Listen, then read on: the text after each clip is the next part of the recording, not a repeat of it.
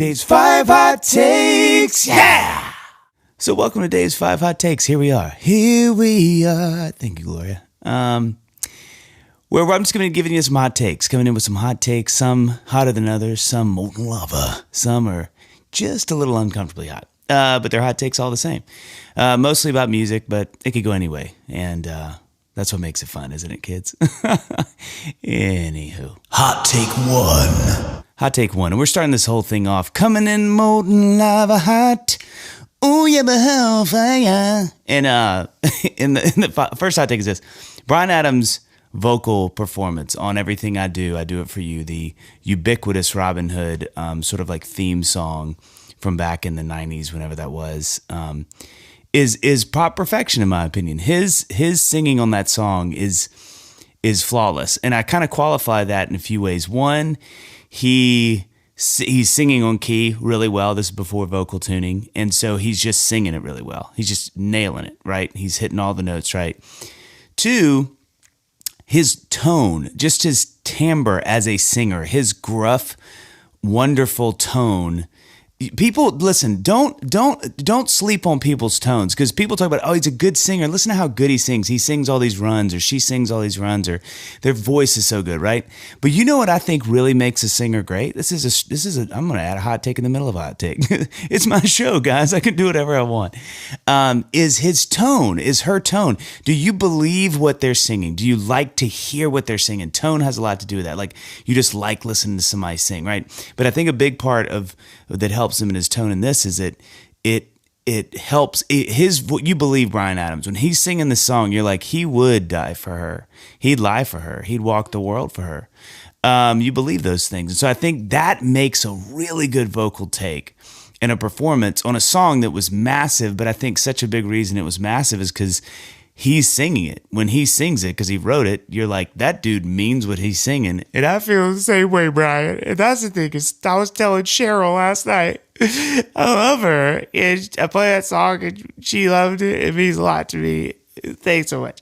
So I think I think that's what makes it a kind of perfect take, is it's just, he just nails every part of that. You believe him. You want to hear more of it. You feel like you kind of know him because his voice is so vulnerable. You know, it's not exactly, it's kind of crackly. You're in. I'm in. Everybody's in. Maybe not anymore, but we were in. Hot take two. Hot take two. Neil Taylor, I believe it was Neil Taylor's playing on Everybody Wants to Rule the World by Tears to Fears is some of the best guitar playing of all time. And it may be my favorite guitar solo of all time, which, you know, random fact, my other favorite guitar solo is Big Head Todd and the Monsters on It's All Right. It's All Right. I mean, that solo in the middle of it, it's weird. It may be like, it's like a flanged acoustic, I think, which, like, who does that? Anyway, maybe that's another hot take for another day, but it's a killer solo. Killer band, too. If you guys don't know Big Head Todd, get into it.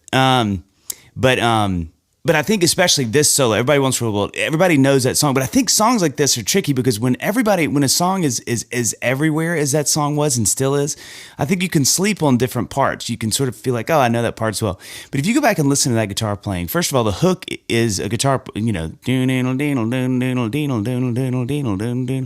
and then his guitar playing is just so good. It's like every part is right. He kind of has two solos, arguably, in that song. And you remember all of it. It's frantic and weird, which, I mean, if there's an appropriate song title to play, frantic and weird, it's Everybody Wants to Rule the World, right? But I love that guitar playing. And it's bold too, right? Like, you know, he was just like leaving it all on the mat. Like he just went to town on that thing. And I love that everybody was like, yeah, that sounds right to me. So if you get a chance, go back and listen to that guitar playing. It is perfection. He just nailed it. And the song is in my top 5 of all time. It was funny that that was one of those songs that growing up I just didn't like. I have a few of those. Like I didn't like Steely Dan growing up. They're like top 5 band for me now. I'm obsessed with them. And that was one of those too. I just didn't like it. I would hear it and I'm like, eh. And then there was some, you know, switch that flipped in me about 15 years ago. And now I could hear that song on repeat for the rest of my life and probably be fine with it. I love that song. Hot take 3. So I get a lot of this, parents ask me, like, what instrument should my son or daughter play first? You know, what's the best introductory instrument if these kids are in their early single digit, you know, years. And my hot take on this is I think it's drums. And here's my reasoning. I think it can be for just a season, like get them on drums for a year or two, just let them sort of figure out how to do rhythm. But the truth is, as long as you can play anything in rhythm, you sound like you know what you're doing. Like you can get a kid who can rip on guitar, right? Do all the scales. But if he can't play with a band in time, it doesn't matter how good he is.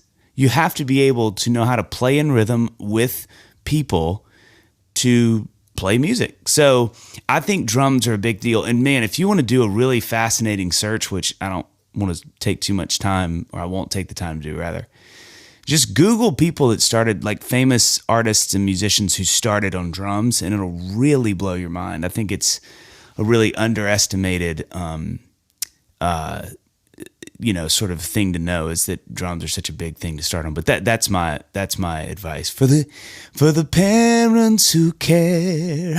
Hot take 4. Oh, Stevie Wonder.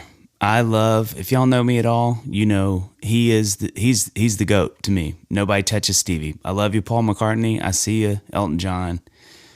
Nobody steps to Stevie though. Stevie's the GOAT. He's the best. Evidenced maybe the most by, well, not the most, but a big sort of evidence of his goatness. Goatidity? Goatiosity. Goatiosity, the newest podcast by Dave Barnes. I make myself laugh. So if you listen to My Sharia Moore, right, people don't like key changes these days. I feel like it's hard to get people to write songs with key changes because it's just too much. People feel like it's like a lot of glitter and flair and unnecessary. And I think what's kind of sad is, this is a whole other rant, but a quick 30-second version of this rant.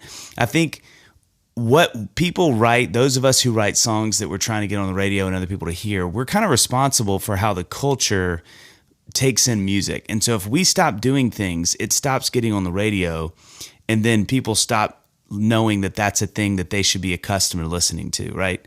So the thing that really makes me sad is that key changes just aren't as big a thing. Stevie Wonder on My Sharia Moore, key changes in the second bar of the first verse. So this is a massive pop song, massive R&B song. And he key changes, my Sharia Moore, pretty as a summer day. So he just did the 2-5 into the old key. Now he does a 2-5 back into the first key. My Sharia Moore, and he has a Milky Way's a new key, but he goes da-na, back into the first key. He does that literally out the gate. Out the gate. And you know what the most brilliant thing about it, in my opinion? You don't even know. Come on. If you're, stand up right now and just clap for Stevie Wonder, where you are. Stevie. I mean, that is the genius of that man. And that's the genius of good songs. And it's really the genius of good songs with key changes that you don't even know, because they are so well done and they feel so familiar that you don't do that thing where you're like, no, okay, key change, clever. Okay. It is just get in there, Stevie, and do what you always done. Yeah. Hot take 5. This is one of my favorite hot takes, but there has become, I live here in Nashville, and I have an artist career myself where I'm a singer-songwriter, but I also write songs for other people. And some of those people are my country artist friends. And so I've listened to more country music lately, because that's kind of what I'm writing a lot these days. And mine tends to be more the poppier side of it, because that's sort of how I roll. But it is hysterical to me that there is this. Who knew that Bone Thugs and Harmony would be like the bringers of the country music style 20 years later? There's this whole 2-note thing that is everywhere in country music. Piano's a kind of cheating, we're gonna find it, and I'm gonna everybody, and if you didn't know better and you start listening to country music now, it is like people are like, hey man, you heard that Bone Thugs and Harmony stuff? We should do that. That is hot. It's everywhere. It's so, and it's really cool. Now, I want to be clear. It's super hooky. It worked for a reason. Bone rode that thing to the bank. That's a weird sentence to say out loud, but it is hysterical. You listen to country music, and I think you'd be surprised how much there's this sort of 2-note. And who knew Bone Thugs would call that shot 20 years ago?